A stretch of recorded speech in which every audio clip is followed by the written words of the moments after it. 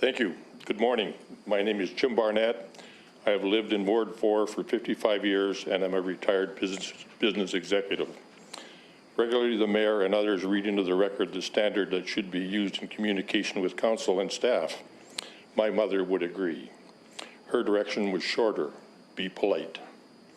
I agree with both the mayor and my mother. Part of politeness is listening attentively and responding to the dialogue in a polite manner. When there's no or limited response, the politeness stops, and that can lead to acrimony. I have a case in point. On September the 11th and again on September 25, I attended budget meetings hosted by the mayor. In both cases, I pointed out a number of items that I needed answers to. After the meeting, I emailed my questions and comments to the mayor with copies to Councillors Stolte and Sharman. I heard nothing back, even though I had been told by the mayor after the September meeting I would hear back in 3 or 4 days. I now know that she made notes on some of my questions. On October 11th, a month later, I followed up with the mayor's office. The response was, the mayor is aware of your email and asked me to let you know that we are gathering the needed answers. Once we have feedback completed, we will respond to you with those answers. On October 16th, I received a reply. Some of the questions were answered, some were ignored, and many said the answers would be available on October 25 in an online document some 600 plus pages long, with no indication where in that document I might find the answers. I felt politeness slipping away. I'll come back to this. I tried to get my hands around all of the information on Burlington Transit, its budget, its plan for the future, and what the service would look like. I reached out to Burlington Transport on October the 7th and was told I would need to get that kind of information from my councillor. This I tried to do. I contacted Councillor Schulte's office and followed up with a list of questions. On October 15th, I received a response that I would hear from Catherine Baldelli. I have not heard back. Again, I felt politeness slipping away.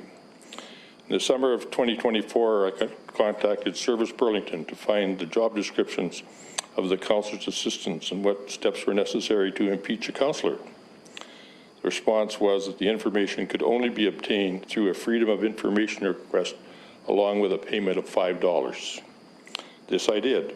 The response was the assistants do not have job descriptions and there's nothing on record on how to impeach a councillor. I subsequently learned that it's not standard practice to have at least yearly performance reviews for city employees. Again, I felt politeness slipping away. Allow me to point out that in my opinion, 2 monologues do not make a dialogue. The proposed budget is an extensive document. In general, it appears to me that it was written by staff thinking of the future and it would be a continuation of the past. I think that assumption is incorrect, resulting in increases that are not needed. The federal government already has signaled a cut to immigration, and provinces are cutting back places for offshore students, with some centers for higher learning closing some campuses. Domestic birth rates continue to fall. My biggest disappointment in the budget is the extensive use of what I term word salads, examples such as pages 487, 498, 501, and 502.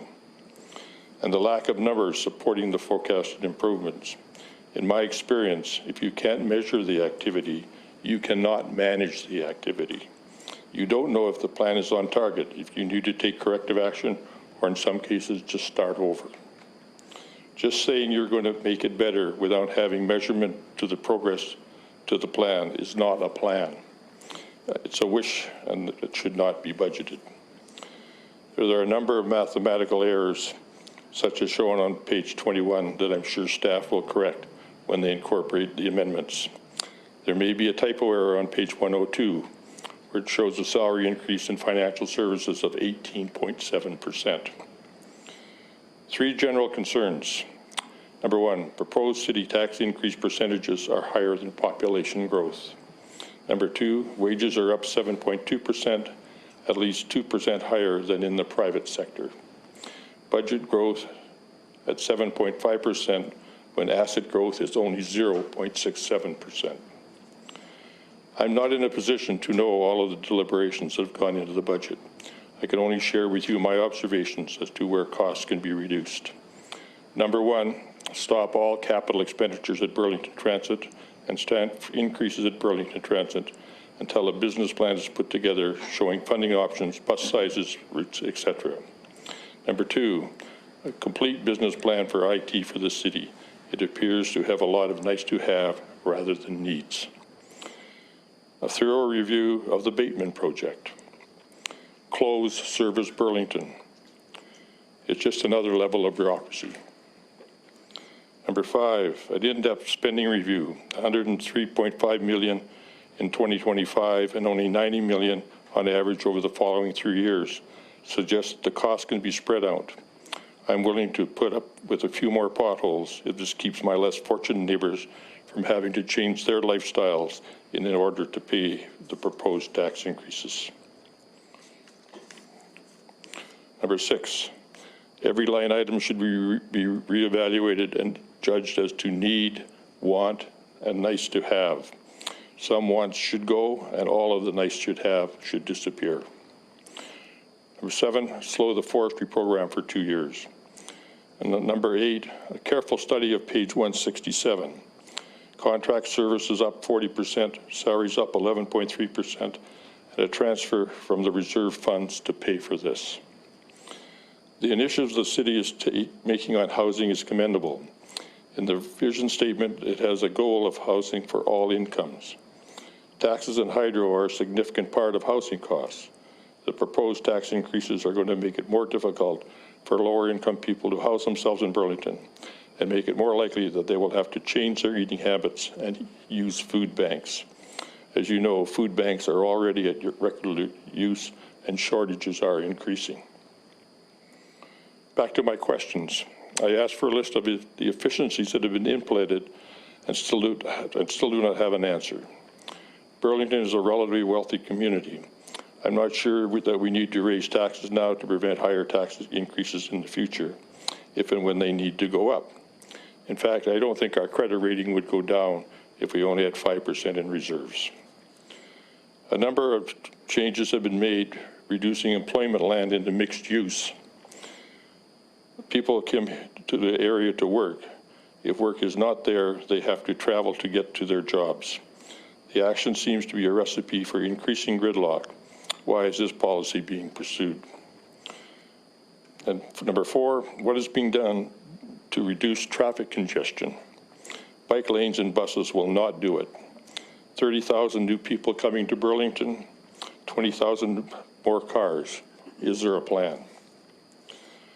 On page 9, the survey shows that 25% of the citizens are not happy with the city services.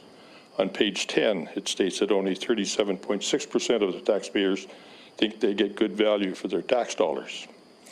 A business could not stay in business if these results came from customers. I regret that it appears to me that when the council is approached, the response is the Marie Antoinette reply when she was told that people have no bread. Let them eat cake. An example is Councillor Sharma's November newsletter, where he states the average increase for a median valued house is only $22.83 per month. It may be okay with a family income of $200,000, but not so good for people with a family income of $60,000, with maxed out credit cards and going to food banks. Maybe the people on the sunshine list putting the budget together do not have the empathy with the less fortunate citizens. 1 more minute, Jim. Thank you. Following this meeting, I understand that work will be done to mitigate the proposed increases and amendments will be made by councillors. I suggest your report card will show an A if the increase in the city portion is 3.5%, a pass at 5.5%, and a failure if the increase is more than this for 2025. My grandchildren, cannot afford to live in Burlington. Taxes and hydro are a significant part of the cost in Burlington. It is time for a more frugal approach to Burlington City portion of the taxes for 2025. Otherwise, I see politeness slipping away, and none of us want that. Thank you very much.